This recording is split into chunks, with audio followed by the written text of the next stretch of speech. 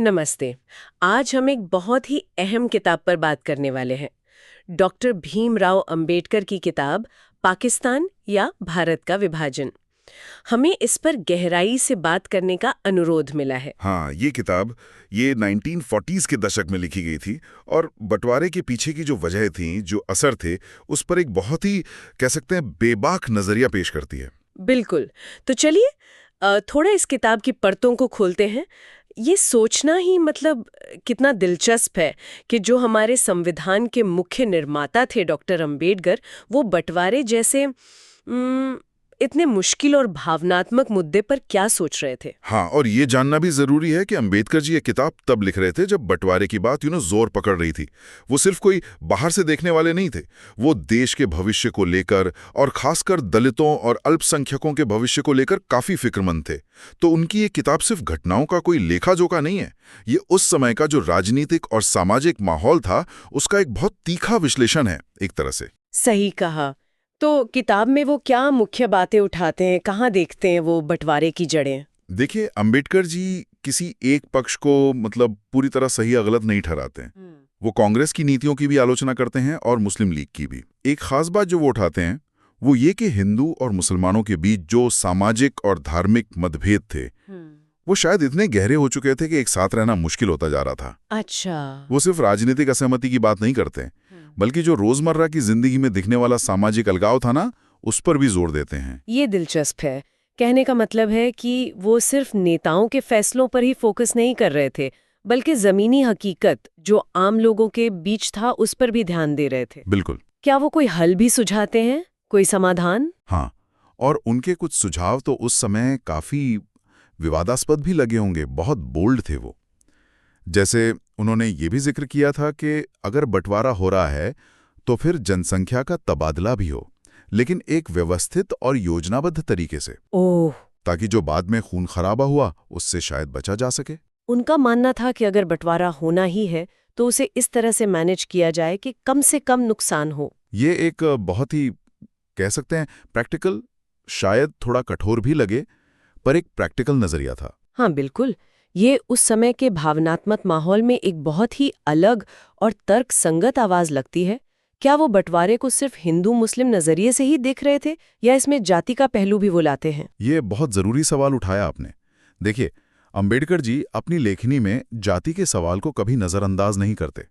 वो हमेशा इस पर ध्यान देते थे और इस किताब में भी वो ये विश्लेषण करते हैं कि बंटवारे का दलितों पर और दूसरी पिछड़ी जातियों पर क्या असर पड़ेगा।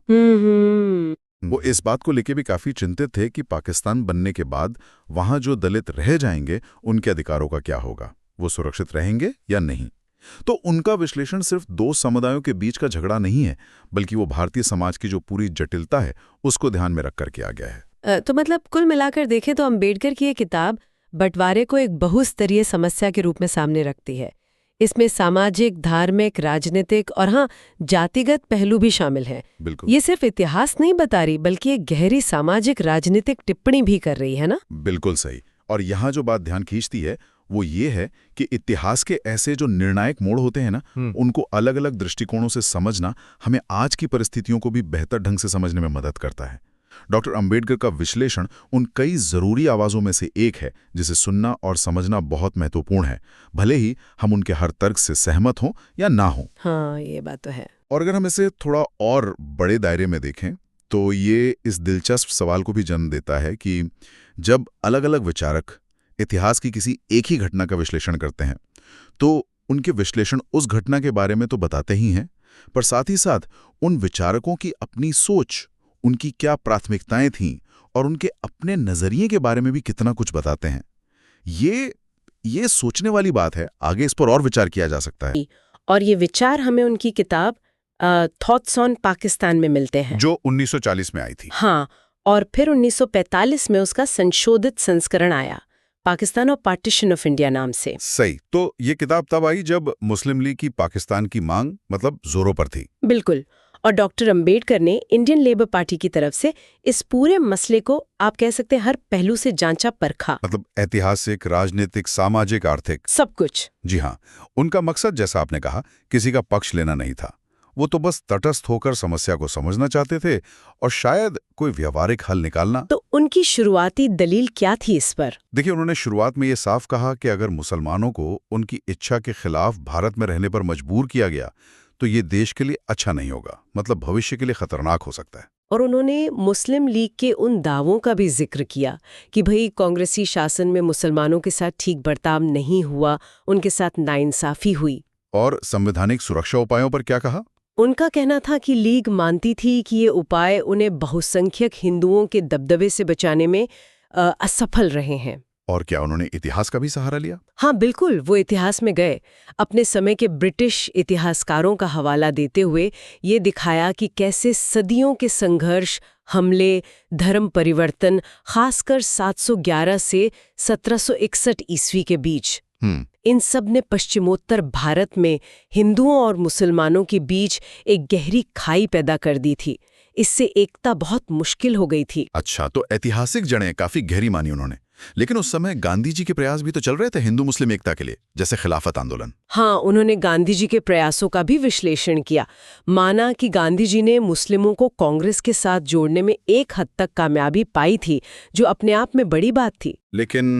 लेकिन अंबेडकर ने ब्रिटिश संसदीय रिपोर्टों का हवाला देते हुए कहा कि ये एकता टिकाऊ साबित नहीं हुई, सतही रही। और इसका सबूत थे 1920 से 1940 के बीच लगातार हुए सांप्रदायिक दंगे। बहुत कड़वे शब्दों में उन्होंने इसे 20 साल का गृहयुद्ध कहा। 20 साल का गृहयुद्ध, यह तो काफी गंभीर बात है। तो इस बिगड़ते माहौल में क्या अंबेडकर सिर्फ विश्लेषण कर रहे थे या कोई रास्ता भी सुझा रहे थे विभाजन के संदर्भ में? नहीं, वो सिर्फ विश्लेषण नहीं कर रहे थे, वो व्यवहारिक समाधानों पर भी सोच रहे थे। जैसे उन्होंने कहा कि अगर पाकिस्तान बनता है तो पंजाब, बंगाल और आसाम का सीमांकन ऐसा होना चाहिए कि मुस्लिम बहुल सजातीय क्षेत्र बने और हिंदू बहुल क्षेत्र अलग हों। ताकि भविष्य में टकराव कम हो। जी। सीमा निर्धारण तो ठीक है, लेकिन इससे भी आगे बढ़कर कुछ सोचा उन्होंने, क्योंकि मसला सिर्फ जमीन का नहीं था, लोगों का भी था। बिल्कुल। और यहीं पर उनका एक बहुत, कह सकते हैं, विवादास्पद सुझाव आता है। वो क्या था? अल्पसंख्यकों की अदला बदली। उन्होंने तुर्की और ग्रीस जैसे देशों का उदाहरण दिया जहां ऐसा हुआ था। अदला बदली, ये तो काफी।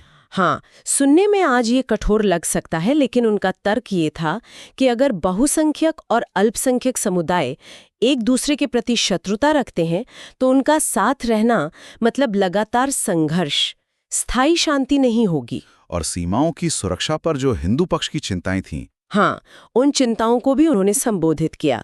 कहा कि आज के तकनीकी युग में इंसानों द्वारा बनाई गई सीमाएं, मतलब कृत्रिम सीमाएं, वो प्राकृतिक सीमाओं जैसे पहाड़, नदी, इनसे ज्यादा मजबूत हो सकती हैं। एक बेहद व्यावहारिक, शायद कुछ हद तक निर्मम नजरिया। लेकिन क्या उनका रुख हमेशा विभाजन के पक्ष में ही रहा? मैंने सुना है 1945 के संस्करण में कुछ फर्क था। हाँ, ये महत्वपूर्ण है। 1945 के संस्करण में उन्होंने एक और पहलू जोड़ा। उन्होंने तर्क दिया कि जरूरी संवैधानिक सुरक्षा उपायों के साथ मुसलमान भारत में ही रह सकते हैं। अच्छा। कहा कि जैसे मुस्लिम रियासतों में रहते आए हैं, वैसे ही स्वतंत्र भारत में भी रह सकते हैं, बस उनके अधिकार सुरक्षित होने चाहिए। और यहीं पर उनका वो प्रसिद्ध बयान आता है ना, हिंदू राज के खिलाफ। जी हाँ, बिल्कुल। उन्होंने साफ लिखा, अगर वास्तव में हिंदू राज बन जाता है तो निस्संदेह वो इस देश के लिए सबसे बड़ी विपत्ति होगा। हिंदू राज को हर कीमत पर रोका जाना चाहिए। लेकिन उन्होंने फौरन ये सवाल भी उठाया कि क्या इसका एकमात्र उपचार पाकिस्तान है? उन्होंने इशारा किया कि देखिए, हिंदू समाज की जो अलोकतांत्रिक व्यवस्था है, उससे सिर्फ मुसलमान ही नहीं बल्कि दलित और पिछड़े भी तो पीड़ित हैं। तो उनका अंतिम निष्कर्ष क्या था? क्या करें? देखिए, उनका नजरिया बहुत हद तक उपयोगितावादी था, भावनाओं से परे। मुख्य सवाल ये था कि क्या मुसलमान वाकई पाकिस्तान बनाने पर तुले हुए हैं? अगर हाँ, तो फिर इसे मान लेना ही समझदारी होगी, जबरदस्ती रोकना ठीक नहीं। लेकिन आज तो उनके विचारों को अक्सर तोड़ मड़ोड़ कर पेश किया जाता है। कुछ समूह उन्हें मुस्लिम विरोधी साबित करने में लगे रहते हैं। हाँ, ये दुर्भाग्यपूर्ण है और अक्सर होता है। वो समूह क्या करते हैं कि अंबेडकर की इस्लाम और मुस्लिम समाज पर की गई कुछ आलोचनाओं को चुन लेते हैं, जैसे इस्लाम का भाईचारा सिर्फ मुसलमानों तक सीमित होना, या दारुल इस्लाम, दारुल हर्ब की अवधारणा, या मुस्लिम नेताओं की कट्टरता। हाँ, इन बातों को उछालते हैं। बिल्कुल। लेकिन ये लोग अंबेडकर की हिंदू समाज और हिंदुत्व पर की गई इससे भी ज्यादा तीखी आलोचनाओं को पूरी तरह नजरअंदाज कर देते हैं, जानबूझकर। तो असल बात यह है कि डॉक्टर अंबेडकर किसी एक खेमे में नहीं थे। वो तो दोनों समुदायों की कमियों पर उंगली रख रहे थे और एक बहुत ही जटिल विस्फोटक समस्या का हल ढूंढ रहे थे, वो भी ठंडे दिमाग से, तथ्यों के आधार पर। मुश्किल मुद्दे का गहराई से, बिना लाग लपेट के विश्लेषण किया। इसमें कड़वी सच्चाइयां भी थीं और विवादास्पद समाधान भी।